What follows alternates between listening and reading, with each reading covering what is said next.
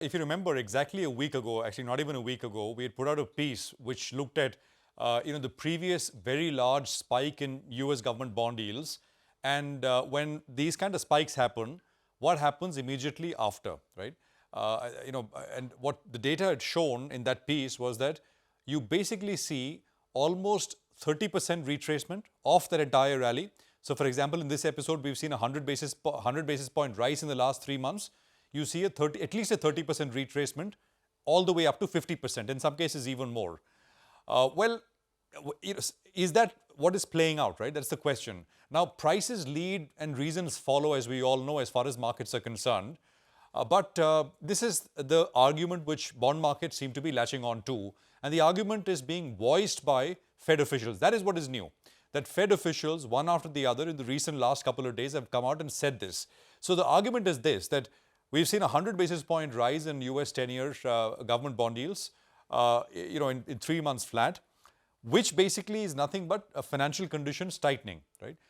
These are market interest rates that we're talking about, and they are going up. Even if Fed is not moving, market interest rates are moving up, which would be welcomed by the Fed since it kind of is doing their job, which is, hiking interest rates to control inflation. So it kind of keeps a lid on what the Fed needs to do in terms of further interest rates. Maybe they can be on hold, right? This is especially relevant because the last jobs number that we got was a blowout number. Let's just actually tell you, the reason we are talking about this now is because Fed officials themselves are voicing a lot of this. And I just want to put out a few Fed officials and what they said.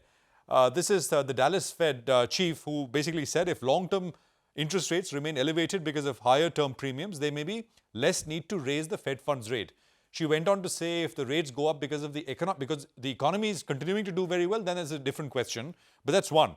Number two, you had the Fed vice chair just last night saying that I will remain cognizant of the tightening in financial conditions through higher bond yields and will keep that in mind as I assess the future path of policy.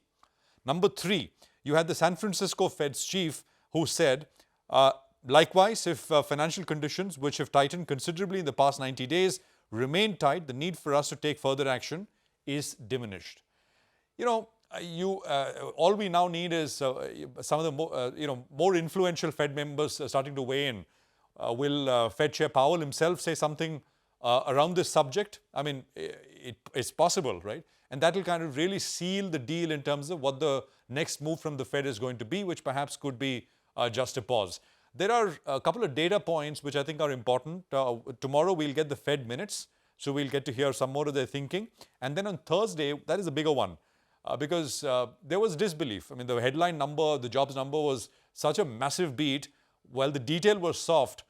So I think the CPI number will be important to set the course in terms of what markets should expect from the Fed going forward. So as I said, prices are always up in front and reasons follow. The reason nobody could have expected, right? But it's also being debated right now, this sharp fall in yields that we're talking about. And by the way, we're talking about implied fall in yields because markets have yet to, bond markets are not open since this weekend crisis in the Middle East. They'll open for the first time, but the implied open is sharply down as compared to Friday's close, more than 10 basis points. It was 16 basis point fall in the morning. That's kind of come off a little bit. But I think we'll need to watch the direction from here on. Probably, we are resetting lower, and I think that'll be good for financial markets everywhere.